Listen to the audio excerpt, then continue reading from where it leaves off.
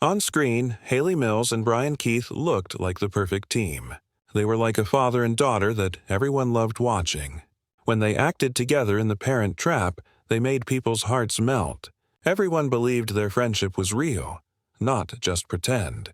But behind all that happy Hollywood magic, something happened that nobody expected. The truth is, Hayley Mills really hated working with Brian Keith. And for many years, she kept the real reason secret behind her famous smile. What could have made their sweet movie friendship turn into quiet anger? In this video, we're going to tell you the hidden story about their difficult relationship. We'll share what really happened when the movie cameras stopped filming. Hayley Catherine Rose. Vivian was born on April 18, 1946.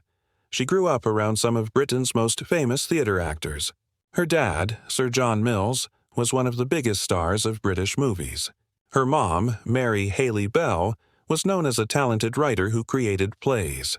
Even her big sister, Juliet, had picked acting as her job. It seemed like it was meant to be that Hayley would end up working in theater and movies too. But her first movie role happened totally by accident.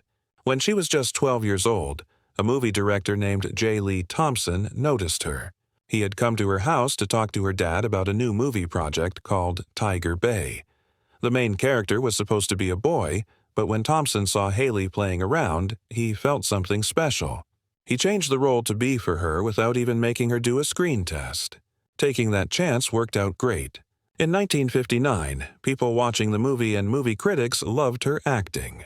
She won an award called the BAFTA for being the most promising new actor. Even though she went back to school after that, the world had already noticed her talent. Then something really important happened. Walt Disney's wife, Lillian, walked into a movie theater showing Tiger Bay in London because it was raining outside.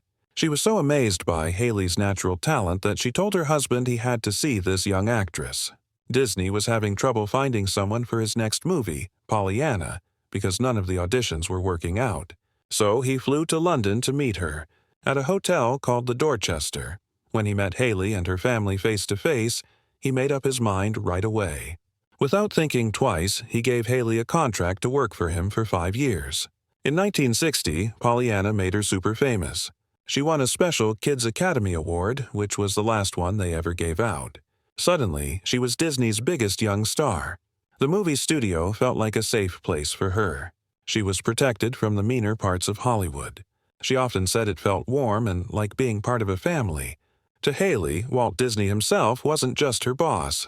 He was like a father figure who was gentle, nice, and always there to support her. She was his special young star, living in a protected bubble of innocence that was carefully built around her. While Hayley Mills grew up with lots of comfort, Brian Keith's childhood was totally different. His early life was full of broken family relationships and sad moments. He was born Robert Alba Keith Jr. on November 14, 1921 in Bayonne, New Jersey. He also came from a family of actors. His dad, Robert Keith, worked as an actor all the time. His mom, Helena Shipman, made money by acting on stage. But their home life was not stable at all. His parents' marriage fell apart when he was still little, which left young Brian moving back and forth between different homes. He appeared in a movie for a short time when he was 2 years old. But his early memories of Hollywood had a darker side. For a little while, his stepmom was Peg Entwistle. She was a Broadway actress who later jumped to her death from the H on the Hollywood sign in 1932. It was a sad symbol of broken dreams. Keith's most important chapter started when he was 19.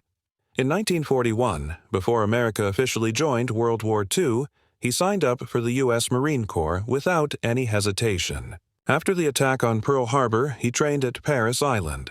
Soon, he was sitting in the cockpit of a Douglas SBD Dauntless dive bomber.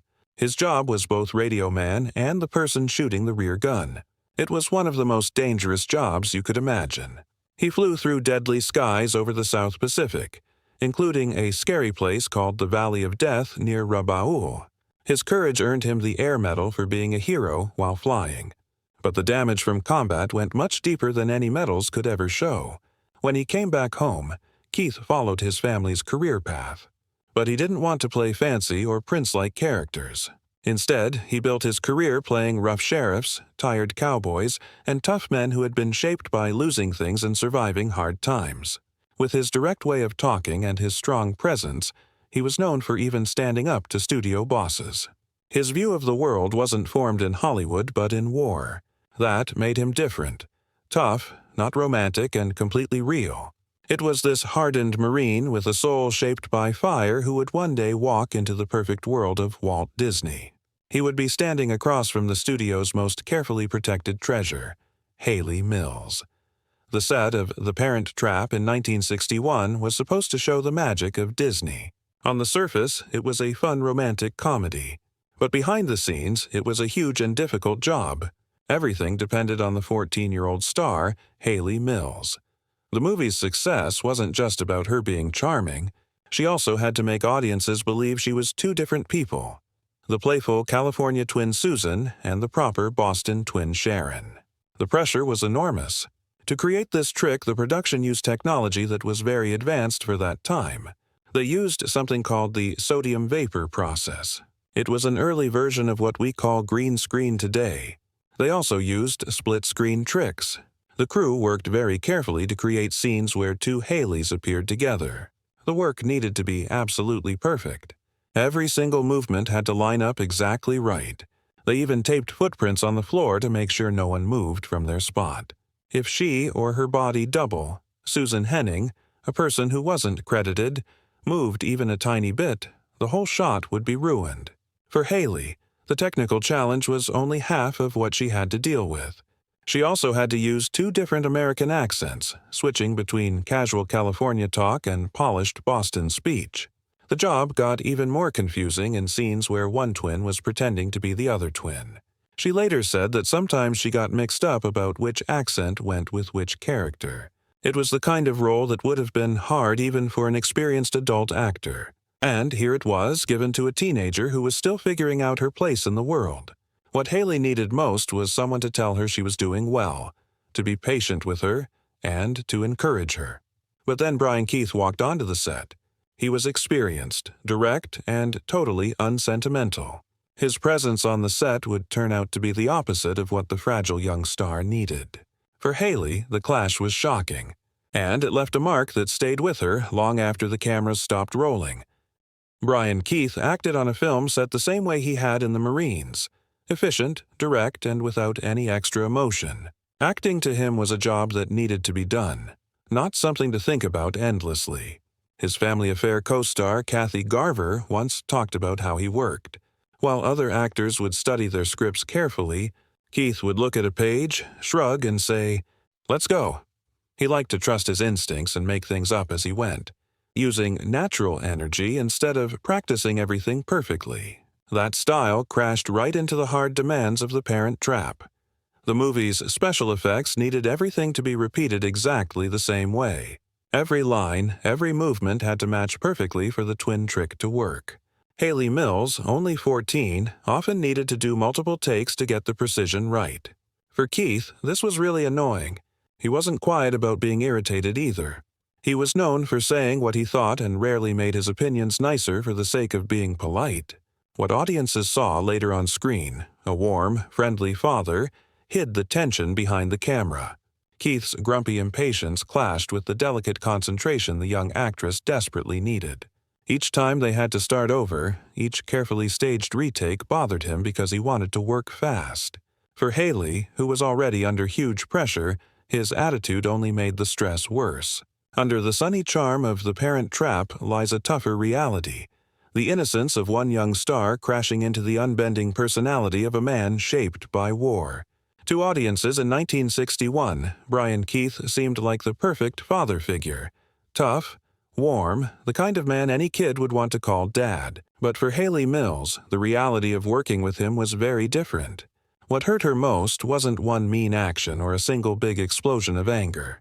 It was something quieter and more damaging: the daily feeling of being made to feel unwelcome. Years later, stories started to come out from the set. Keith, people said, gave her a nickname: the Golden Goose.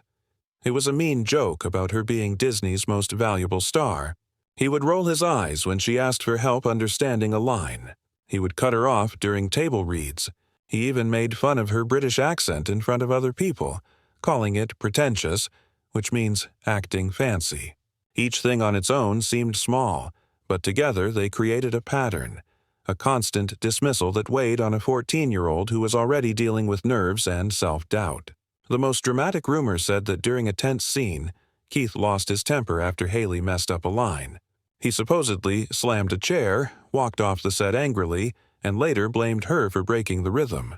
Whether or not this outburst really happened, the bigger truth was clear. The harm didn't come from single explosions of anger, but from the constant undercurrent of disrespect. Hayley was naturally shy. The pressure of carrying a massive movie production while keeping up Disney's perfect image had already left her feeling fragile. She needed patience, kindness, and reassurance.